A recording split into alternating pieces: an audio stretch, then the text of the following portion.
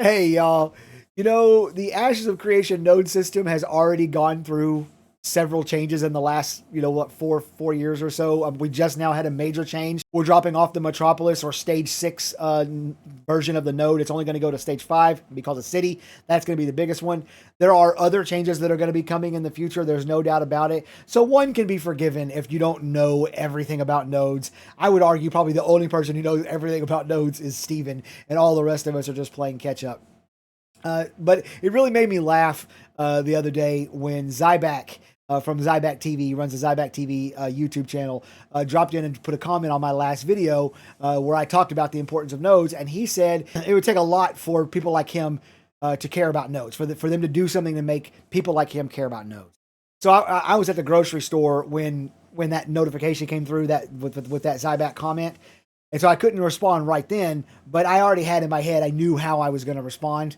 And it made me laugh even again when just a few minutes later, Skedit Angles dropped in and responded to that comment and said, Rogue gets blood fusion if your node reaches stage 5 and unlocks a world boss. Now you care. So that's pretty, I wasn't going to say exactly that, but I was basically going to present the idea where you reach a certain level with a node, and then that gets you access to something specific. And Zybak responded back pretty quickly and gaining power through nodes is relative. If everyone has access to it, then it means nothing. It's not exclusive power. And that's where, I mean, I guess he'd be right if that was right, but the central premise that he has there is not correct. And so I want to present to you guys 3 different scenarios where we can talk about how you're going to care about nodes. These are 3 different scenarios where you absolutely will care about nodes, even if it's only to some degree. So the first scenario is just exactly what was presented to him. Okay, you live in Winstead. When Miraleth gets to stage 5, it unlocks a world boss, and now that world boss drops an augment that allows a rogue to get blood fusion. Okay, you still care about, if you want that augment, you still care about Miraleth getting to stage 5. You still want Miraleth to get to stage 5 because you know that it drops or makes the world boss spawn that drops that augment. And then you have to be there when the boss is, you have to find the boss before other people. You have to rally a group big enough and competent enough to kill the boss. You have to kill the boss while defending it against other people, and you have to win the role for the augment. So it's not like every rogue is going to be running around with blood fusion. There might be 8 or 10 of them, especially because a lot of guilds put those bosses on farm. Every time the boss spawns, the guild is right there to kill it. So it might be just one guild on the server. All of their rogues have blood fusion, but nobody else has blood fusion. None of the other rogues on the server have blood fusion. That's a huge advantage. So it is exclusive in that way. But even if the power isn't necessarily exclusive, like you're the only one that has it, you still care because you still want the ability to be able to get that augment to drop for you. But it's actually like a whole lot deeper than that. It gets way deeper than that. So let's say scenario number 2, you're living in Winstead. Miraleth, being stage 5, has a special augment for high level citizens, or not level as in your level in the game, but your level within your node. You're standing within your node. And you have to keep in mind, you don't get to keep the augment if you're not a citizen or you're not at that level. So, number 1, it's not like you can just leave Winstead and go over to Miraleth and become a citizen and no problem, it's over. It's actually more complicated than that. This is already in the game. A lot of people don't realize this, but the first citizen of a node, the very first one, their taxes or their citizenship dues, they pay like, 20 dull glint every 2 weeks or something like that, some pathetically small amount. And every citizen after that pays a little more and a little more and a little more, and then the curve starts getting more and more steep. So like the 100th citizen has to pay 1 bright glint every 2 weeks, and maybe the 300th citizen has to pay 20 or 30 or 40 bright glint every 2 weeks. It starts to get prohibitively expensive in order to maintain your citizenship. And again, if you drop off your citizenship because you can't afford the dues, you lose the augment that you had access to. But even if you do have the money to move from Winstead, to go over to Miraleth, to get the citizenship, to pay the crazy dues, you still don't just automatically get the augment. You have to work up your way within that node. You have to build up your standing within that node. You have to do a bunch of the node quests to get the node currency that will allow you to purchase it. I imagine something like that that's that powerful is going to be quite expensive. They've already talked about how nodes will atrophy. Nodes will decline over time, and the citizenship will have to continuously provide resources and money and stuff like that in order to keep the node level up. So you're going to have to contribute to that, because if the node level drops down, then you lose access to that node. So you want to do that. And it could become even more exclusive than that. They could make it where only members of patron guilds of that node have access to the augment. And for those of you who don't know, a patron guild, I think every node will either have 3 or 4, I can't remember which, what they call patron guilds. It'll be the guilds that contributed the most to developing that node.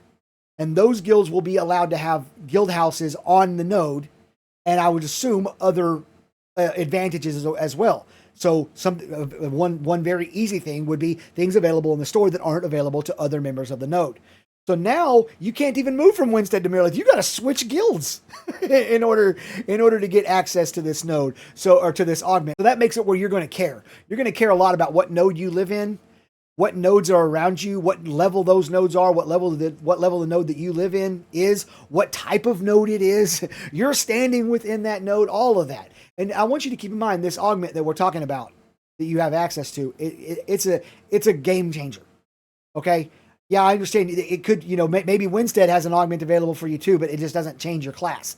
Where this one just really changes your class. It just takes you over the top. And that gets me to something Steven said 3.5, 4 years ago. It's been a while. And it was kind of one of those things where he said it, and I would just, hallelujah, praise the Lord, as soon as he said it. He said, this isn't going to be a trophy for everyone game. So to put it a different way, this isn't a participation trophy game. Or, to put it in an even different way, this is not going to be a game where everyone has everything. Steven specifically said, we're going to create exclusive power. We're going to create a system where people who work hard, who grind their butt off, who are the best at the game, who ingratiate themselves into the biggest guilds, whatever, who do the work, will have access to better stuff than other people. So it's one of my favorite things he ever said. This isn't a trophy for everyone game. So let's talk scenario number 3. You're living in Winstead. It's stage 4, but it needs to be stage 5 to unlock a boss or a dungeon that is the only place on the map where a certain ingredient can be gotten. And that ingredient is the thing that you need to make, whatever, a 2-handed sword that, again, sets your class apart. It takes your build and just through the roof with your build. Well, obviously, now you care about getting Winstead up to stage 5. You care about stopping Miraleth or whatever node in the area that's close to getting to stage 5, because when they get to stage 5, they're going to lock you out. So you don't want to have that happen. So you care desperately about the node system because you want to have access to the ability to maybe get that piece. Again, you still have to clear out the dungeon. You still have to find a competent team. You still got to beat the boss. You still got to you got to win the role. All of these things are true. You still have to be able to do all of those things, but none of it even matters if you don't care about your node and you don't grind your butt off in order to get your node to stage 5 faster than Miraleth or whatever node it is in the area that's going to lock your node out. So you care about nodes. Or, and this flip it on its head, it's Miraleth that needs to be stage 5, and the only way to get it is to knock down Winstead, which you live in. So now you care desperately about defending your own node. Now you're trying your hardest to build up the resources, bring as much stuff as you can in to build up the infrastructure within your node, all the defenses. You want all the crafting tables so that the people in your node can craft the best crap. And you want to be recruiting all the best defenders into your node. You want to be donating money so your node has the money to hire mercenaries, like whatever you can do to stop them from doing that. Because if they do it, they're going to knock down the level of your node. You're going to lose access to your exclusive stuff. And now Miraleth is going to get that, and it's not a rogue thing that you're going to get for Miraleth being stage 5 in this scenario. It's a mage thing. Mage gets it's a high level item. In this specific scenario. So you don't want that to happen, right? So now, again, you care about nodes. This game is designed to make the world dynamic. It's really the first truly changing dynamic world. There are going to be different mobs in different areas, different bosses, different dungeons, all kinds of different things. You're not going to know when you log on every single day exactly where every single mob is, because overnight one of the nodes might have collapsed. It's not very likely, but it could happen.